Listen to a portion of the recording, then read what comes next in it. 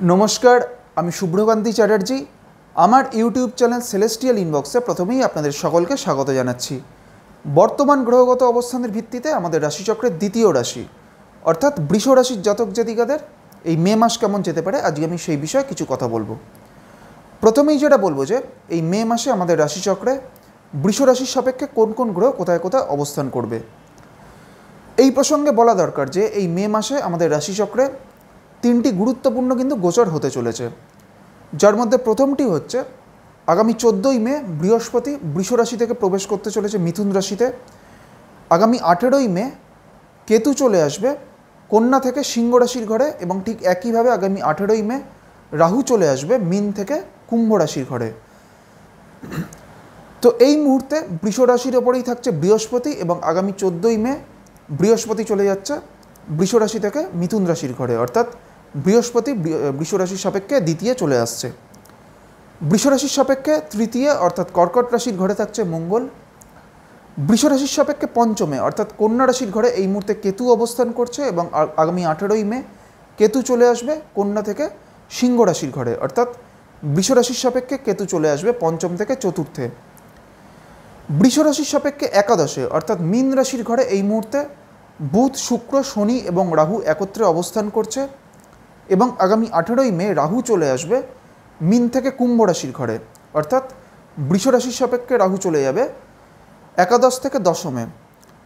আগামী 7 মে বুধ চলে আসবে মিন থেকে মেষ রাশির ঘরে, অর্থাৎ বৃষ রাশির সাপেক্ষে বুধ চলে আসবে একাদশ থেকে দ্বাদশে এবং এই দ্বাদশেই অর্থাৎ মেষ রাশিতে এই মুহূর্তে রবি অবস্থান করছে এবং আগামী 15 মে এই রবি মেষ রাশি থেকে প্রবেশ করবে বৃষ রাশিতে। প্রথমেই বলি যে বৃষ রাশির জাতক জাতিকাদের এই মে মাসে স্বাস্থ্যগত দিক থেকে মুখমণ্ডলে বা গলায় কোনো ধরনের সমস্যার কিন্তু একটা সম্ভাবনা থাকবে, বিশেষ করে গলায় কোনো ধরনের ইনফেকশনের একটা প্রবণতা কিন্তু এই সময় বৃষ রাশির জাতক জাতিকাদের ক্ষেত্রে দেখা যাবে। তাই সেই দিক থেকে বৃষ রাশির জাতক জাতিকাদের কিছুটা সতর্ক থাকতে হবে।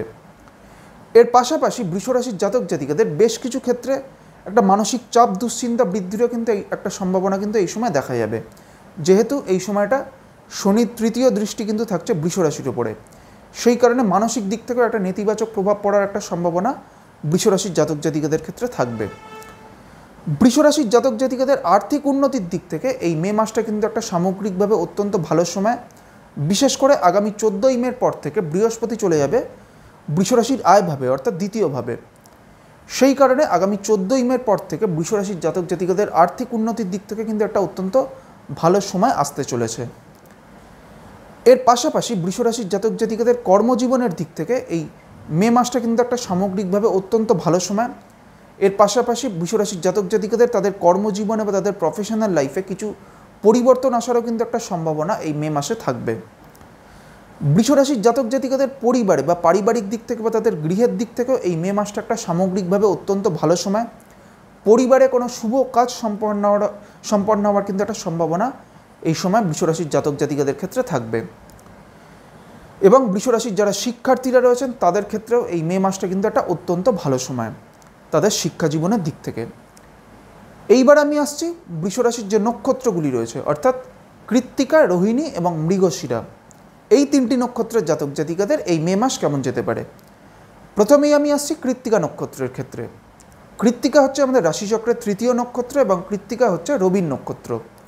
এই কৃত্তিকা নক্ষত্রের শেষ 3টি চরণ রয়েছে বৃষ রাশির ঘরে। যাদের বৃষ রাশির কৃত্তিকা নক্ষত্র তাদের ক্ষেত্রে কিন্তু তাদের প্রফেশনাল লাইফের দিক থেকে বা তাদের কর্মজীবনের দিক থেকে এই মে মাসটা কিন্তু একটা অত্যন্ত ভালো সময়। এই মে মাসে কিন্তু যাদের বৃষ রাশির কৃত্তিকা নক্ষত্র তাদের কর্মজীবনে উন্নতি বা তাদের চাকরি ক্ষেত্রে পদোন্নতির কিন্তু একটা অত্যন্ত ভালো সম্ভাবনা এই সময় বা এই মে মাসে থাকছে। কৃত্তিকার পর হচ্ছে রোহিণী নক্ষত্র। রোহিণী হচ্ছে চন্দ্রের নক্ষত্র এবং রোহিণী হচ্ছে আমাদের রাশিচক্রের চতুর্থ নক্ষত্র। এই মুহূর্তে বৃহস্পতি অবস্থান করছে রোহিণী নক্ষত্রের সাপেক্ষে সম্পদ নক্ষত্রে। সেই কারণে রোহিণী নক্ষত্রের জাতক জাতিকাদের আর্থিক উন্নতির দিক থেকে এই মে মাসটা কিন্তু একটা অত্যন্ত ভালো সময়। তবে রোহিণী নক্ষত্রের জাতক জাতিকাদের বিষয়ে আরেকটি বিষয় বলবো যে এই মুহূর্তে স্বর্ণালী চক্রে শনি অবস্থান করছে রোহিণী নক্ষত্রের সাপেক্ষে বৈনাশিক নক্ষত্রে। সেই কারণে রোহিণী নক্ষত্রের জাতক জাতিকাদের উদ্দেশ্যে বলবো যে এই সময়টা আপনারা কোনো ধরনের গুরুত্বপূর্ণ কোনো সিদ্ধান্ত নেওয়ার ক্ষেত্রে একটু বিরত থাকার চেষ্টা করবেন। রোহিণীর পর হচ্ছে মৃগশিরা নক্ষত্র। মৃগশিরা হচ্ছে মঙ্গলের নক্ষত্র এবং মৃগশিরা আমাদের রাশিচক্রের পঞ্চম নক্ষত্র। এই মৃগশিরা নক্ষত্রের প্রথম দুটি চরণ রয়েছে বৃষ রাশিতে এবং পরবর্তী বা শেষ দুটি চরণ রয়েছে মিথুন রাশির ঘরে। এই মুহূর্তে বৃহস্পতি অবস্থান করছে এই মৃগশিরা নক্ষত্রের ওপরেই। সেই কারণে মৃগশিরা নক্ষত্রের জাতক জাতিকাদের এই মে মাস কিন্তু একটা সামগ্রিকভাবে সমস্ত দিক থেকেই অত্যন্ত ভালো সময়। আজকে আমি আমাদের রাশিচক্রের দ্বিতীয় রাশি অর্থাৎ বৃষ রাশির জাতক জাতিকাদের এই মে মাস কেমন যেতে পারে সেই বিষয়ে আলোচনা করলাম এবং এর পাশাপাশি বৃষ রাশির যে নক্ষত্রগুলি রয়েছে অর্থাৎ কৃত্তিকা, রোহিণী এবং মৃগশিরা, এই তিনটি নক্ষত্রের জাতক জাতিকাদেরও এই মে মাস কেমন যেতে পারে সেই বিষয়ে আপনাদের একটা সংক্ষিপ্ত ধারণা দেওয়ার চেষ্টা করলাম। পরবর্তী ভিডিওগুলির মাধ্যমে আমাদের পরবর্তী যে রাশিগুলি রয়েছে সেই রাশিগুলির জাতক জাতিকাদের এই মে মাস কেমন যেতে পারে সেই বিষয়ে আলোচনা করব। সবশেষে এটাই বলবো, আপনারা সকলে খুব ভালো থাকুন এবং সুস্থ থাকুন, এটাই প্রার্থনা করি। নমস্কার।